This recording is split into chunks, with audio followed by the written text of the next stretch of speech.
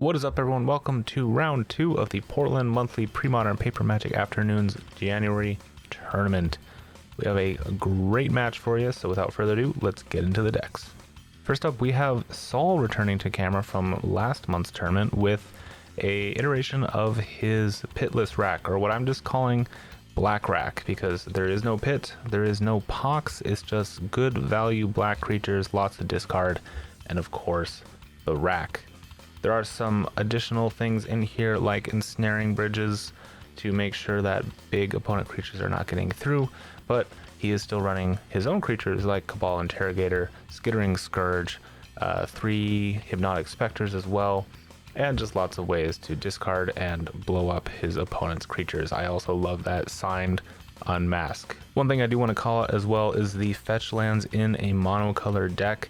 The best guess I have for those is it is to help fill up the threshold for the 4 Cabal pits in the mana base.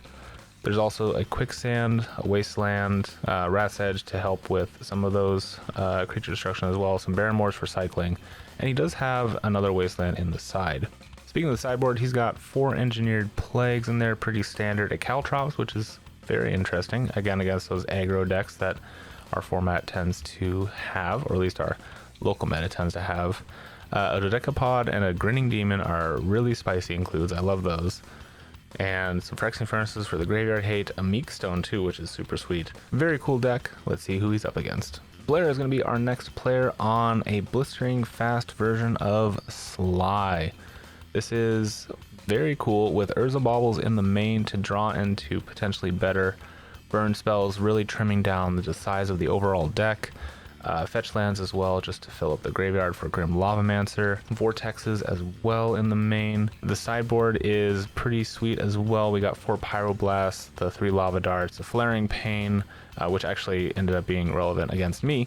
I did play against her and lost, so congrats again on that one. 1 Anarchy, which I think is a little low. Usually I like to run 2 in a red list that doesn't have a way to deal with COPs and warmths. Having just 1 out, I guess technically 2 if you count Flaring Pain, is not super great. The 3 Price of Progresses is super cool. I do like that, and the 3 Overloads make a lot of sense. Anyways, without further ado, let's get into the games. And here we go with game number 1. I believe Saul is going to be starting us off here. And it's looking like a pretty decent hand. A little mana shy. I think he's got 2 fetches. That last draw definitely did help. He's got a rack. He's got a duress. He's got a way to kill a small creature with a funeral charm, I think. And we're just going to start off fetching right away.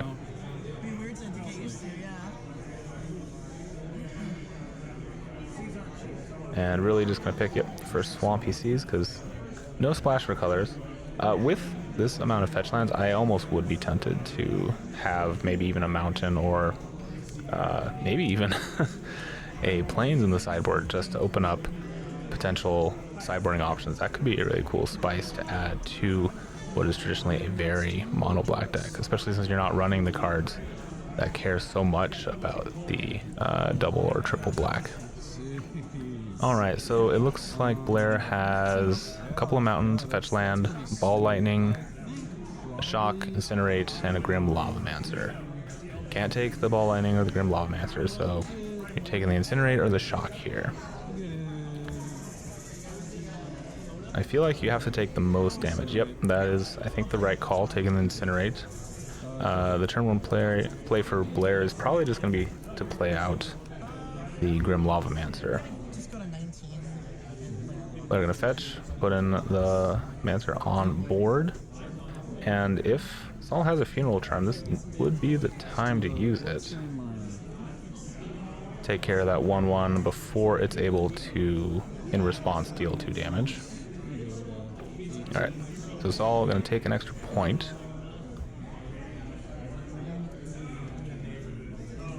Fetch lands, definitely not feeling the best against a mono red deck.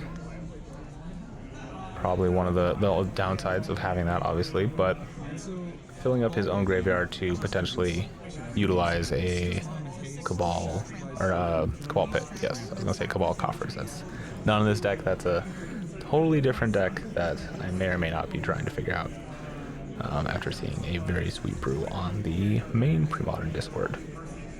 Speaking of Discord, if you're in the Portland area and you want to be a part of the next Portland Monthly Tournament, the Discord is in the video description. Alright, so Sligh gonna dress one more time. Hitting a very relevant card, and is hopefully gonna either play out the rack here, which won't matter too much yet, or take care of that 1/1.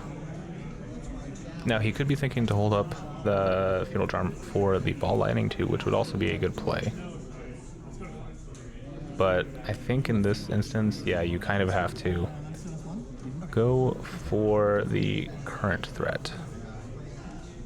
He does have 2 more turns, starting now, to find an answer. I guess this turn to find an answer. And he did in sort of a way to have his opponent discard 3? No, just 2. Those are Unburdens, which I believe are 3 mana. That is an Unburden, which is 3 mana. Oh, he's cycling it. He's cycling it, I see. Okay. My mistake, guys. I don't hear what the players are saying when I watch these videos, so... Alright, we got a Ball Lightning coming in. Hit you for 6. And down to 12. So Sligh, unfortunately, really missing that 3rd land here. Has a hippie that isn't doing anything and would die to that shock for sure. I think that is a Misinformation, which is a 1-of in his deck, which is just to gum up his opponents. Or, oh, he does have a Dark Ritual. Okay, so that does help. So we are gonna pitch 2, hitting 2 mountains, which is good. And then I think you play out the rack here. You have to, right?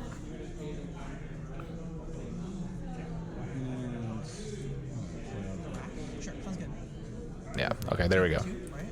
Now Sligh has his win con on line, and it's really going to come up to the top deck of the mono red player, and the Goblin is pretty good. That's consistent damage all the way through. Ooh, but a Funeral Charm off the top for Sligh, and it is very tempting here, I think, to just go ahead and take care of that Goblin right now.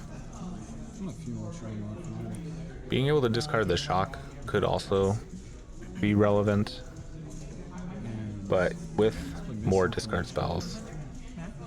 Oh, and we're actually seeing the Misinformation here. So with all of those lands, that is a very cool take. You definitely want to put the fetch land last. Like that, okay. How do you want to... So yeah, just pull off the top. Okay. Sure. Yes. Yeah, Basically just dead draws for the next 3 turns. I'll draw. Go. Very interesting. That is a good use of that card, and as a 1-of, it makes sense, especially if you're hitting lots of opponent's lands. And you've already cleared their board. Looks like that's another Unburden, Sorry, take 1. And then go. which is also still uncastable. Sligh just really missing on lands. That is a Chain of Smog, which is castable. And at this point, I would just go for it. You need to start getting damage in. There's only 1 more land draw on top. Alright, so we're going to Chain of Smog, and this always is the question, is does the opponent choose to bounce it back, knowing that you can also bounce it back? Alright, so in response, yes, so this makes a lot of sense on player's side, being able to get rid of the potential card, but neither player having a card in hand. Sligh arguably has the upper hand here, assuming You have 0 cards in hand, right? Blair cannot find a relevant threat. Is there any reason to play this? No, I'll just pass. And just gonna pass turn. Do you have Threshold? Currently, yeah. So...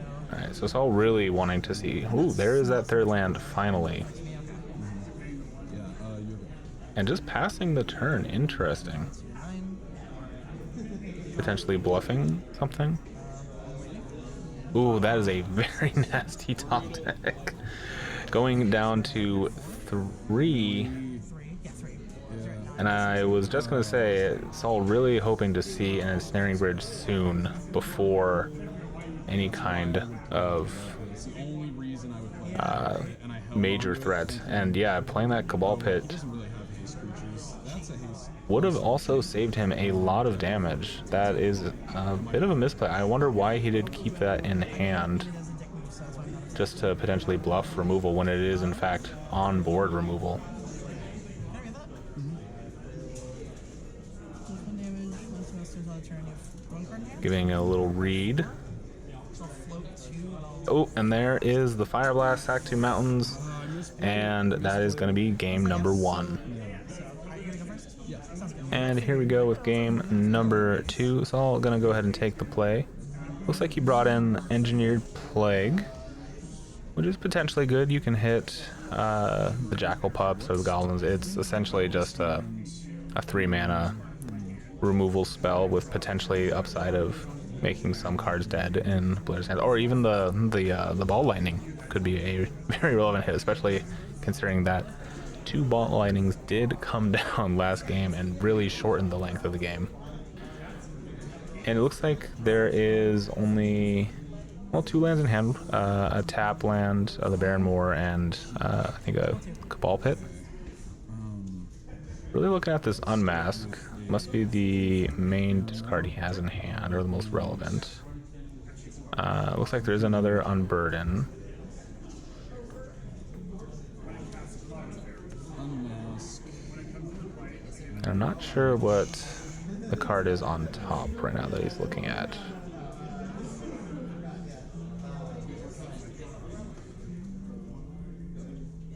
Is that a Scourge? I think that's a Skittering Scourge. Really tough and awkward. I'm gonna pitch a. Yes, okay. Okay, gotcha. Alright. Behold. I think. Anyways, pitching it to Unmask, not gonna matter. You look at Blair's hand, 2 mountains. This is just a beautiful Sligh hand.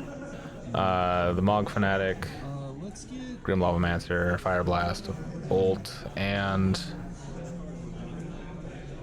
yeah, that's a lot of gas. Non-land. Not really a good target for his Engineered Plague right now. I mean, you could name a human for the Grim Lavamancer. I think Grim Lavamancer has been errated to a human. I would actually have to look that up before naming anything. Usually I just bring those in for obviously like the goblin matchups and elves and that kind of thing. Let's see. Then you've gotta how you about to deploy this hand in like. So the Cursed Scroll, just getting a idea of how it works, I think.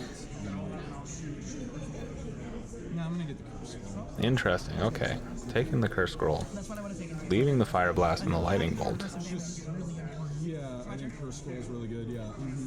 And it's not easy for me to get rid of curse scroll. Exactly. And I think we just start out here with, oh yeah, a Grim Lawmancer. Alright. Alright, playing out the Cabal Pit. And Looking at a blackmail, and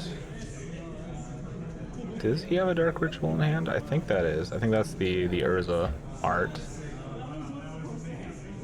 So looking at potentially blackmail, reveal 3 to me, and I'll. potentially doing a blackmail into a Unburden to get rid of 4 cards. So reading blackmail real quick, you have to your opponent picks 3 cards, and you get to discard any one of them. There's a lot of foil in that hand. I think you take, based on his hand, I guess it is kind of rough. I think you almost take the Fire Blast here. I'll take the pop. Alright, taking the Jackal Pup. I would take the Fire Blast just because it is so hard to interact with and can be done at instant speed after lots of damage happened and just getting that extra bit for lethal. That's a good point off the pit. Honestly, in the Sligh decks when I'm playing against it, that is the deck, or that is Yeah. the card that I am most afraid of. All right, so we're gonna Dark Ritual here into the Unburden, or are we gonna name something with Engineered Plague? I think right now you just want to start emptying the hand. He doesn't have a rack yet. There are 4 in the deck, so it is increasingly more likely that he will see one as the game goes on. Very interesting here. All right, trying to decide. All right, keeping the Bolt and a Mountain. Maybe I overvalue Fire Blast a bit too much in these kind of matchups. We got a Mountain out and go. And is that... Being on the play here was so good for you. Yeah, it does help. Actually, I'm not sure what that is. It's not a Dark Ritual. Is that a... Vicious Hunger. 2 damage, you gain 2 life. God, I don't even recognize what that card is. Hold on. Is that a Vicious Hunger? Because if I just hit you, it's neutral. That doesn't really matter. So... Interesting. Okay. That is coming in from the sideboard, I believe. Yeah, because it can even hit itself. If it hit itself, then you don't gain the 2. But if it hit you, you still gain the 2, so I'll just hit you. So, then it's just neutral. Yep. Plus and minus 2. Okay. Go for it. Alright, and then it's going to pass the turn.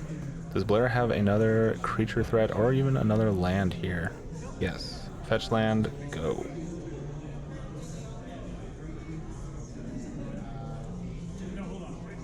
Swamp.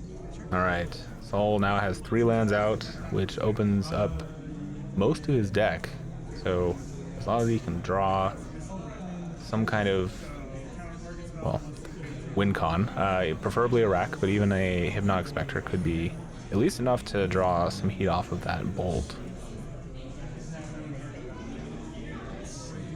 It's all deciding if this is the time to name something with the Engineered Plague. I would probably name Elemental for the Lightning Bolt, or for the Ball Lightning. Ooh, and he draws the Misinformation again. No lands in the graveyard this time, so it is definitely not as good. And definitely the downside of this card is you don't want to give your opponent some of their best cards, which you spent so long and so many cards to get rid of.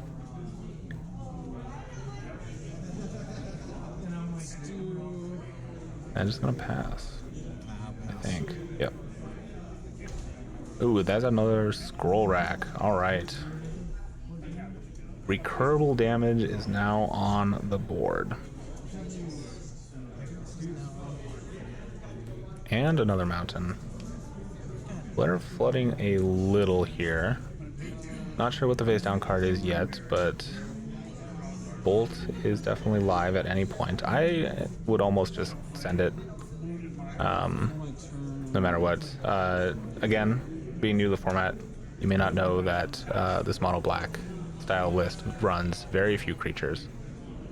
I'm not even sure if they saw that there was a single creature in Sol's deck in round 1, or in game 1. And it looks like there's another blackmail, so trying to force out the bolts, or at least the damage. Alright, bolt first. Revealing... Nope, just gonna sack the mounts for the Fire Blast. And that is a quick 8 damage. Pretty good. Or 7 damage. And Misinformation. Alright, so those 2 mountains definitely going on top. You do get to choose up to 3. I almost would pick the Curse Scroll. Yes, I think that's the right call. I almost would pick the Curse Scroll because you want 1. 2 Curse Scrolls is not very good unless you are truly flooded out, and that does not seem to be the case here. Interesting. Thinking about putting the Grim Lavamancer. Giving your opponent 3 mana to activate a Curse Scroll is also not the best. I almost would maybe just put the Cursed Scroll. Do I have to know in order to run? You can know what they Interesting. Okay, so I think... Up to 3? Did you put 3? It's 3. Did you put these in the correct order? I think it was Mountain on the very bottom. Actually, I'm gonna rearrange them. Sure. a lot of top deck stuff going. All right, so Curse Scroll, Grim Lavamancer, and then Mountain.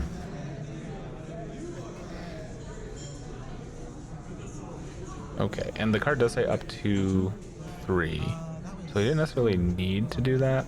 Instant. Instant. I almost like the way he did it in game 1 too, where it was Alright, that was That was on your end step. Was on Because my I'd end already step? played the black. Oh, okay, gotcha. Okay. yeah, where his face up, so both players knew. Ooh, and there is a wait. Yeah, there's a rack. For a second, I thought it looked not like a rack, but yes, there is a rack. We now have a clock for Saul's side, and this is the time where you catch back up into the game. Probably a good And Saul and myself as well, missing the fact that there was a fetch land, in fact. That actually, no, that must have been what he put. No, there's always a fetch land, right? Yeah, totally missed it. Doesn't matter about that card. All the cards you put in the deck are now shuffled away, and Blair having a much better chance here. Phyrexian Furnace. Your graveyard order now matters. This is one of those weird cards where I'm always on the fence when I have this in my deck. If I, or in my sideboard, if I even declare game 1, or even if I don't, maybe just have the mental game of graveyard order matters. We are supposed to be keeping track of it, I believe. I don't know the official. Ooh. Alright, well, no more rack. This is looking very bad now for Saul.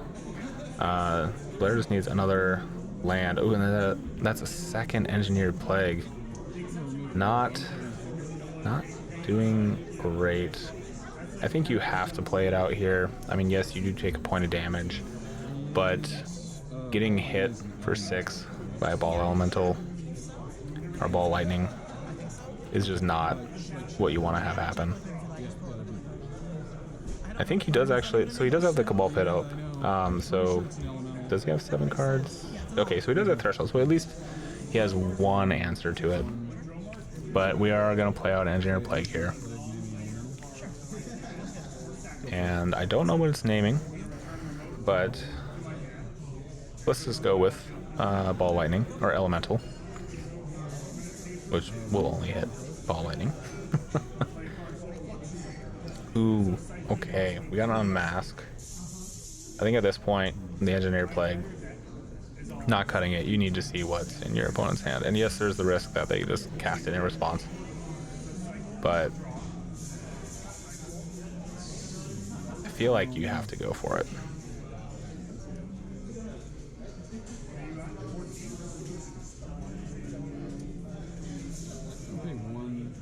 No, okay, instead we're first gonna sack the arena. Draw a card off of it. And the third Engineer Plague, that is not what you want to see. Oh, and there is a shock in hand. Alright, so good call, maybe not burning that Plague on the Unmask. That is a Dark Ritual. What would you want to do with it exactly? I think... Nope, we're just going to pass here. Incinerate for 3. And we just need a land. Oh, a land go. And unless Saul can win next turn, Blair is going to have a clean sweep. Fetch land is definitely not what you want to see. No way to prevent this damage. fetching, grabbing a mountain, and whatever Blair draws is hurling 2 damage at Saul's face. Do we get to see what it's being named? Okay, we're gonna do Curse Scroll. Name whatever's in my hand. I need a card, right? Do we get to see what it is? I'll name barbarian. Okay. Nope. All right, that's just, oh, it is a barbarian ring. All right, well, that is going to be a clean sweep for Blair. Good job. Good games, everyone. And that is going to do it. All right, guys, thank you so much for watching. Make sure to like and subscribe if you want to see more videos like this. This was only round 2 of 7 for the January tournament. We did a 5-round Swiss and then a cut to top 4. And there was a ton of awesome decks, ton of awesome brews. I'm not exactly sure which ones made it onto camera, so I'm excited to watch them with you. And yeah, thank you all for watching, and I will see you next time.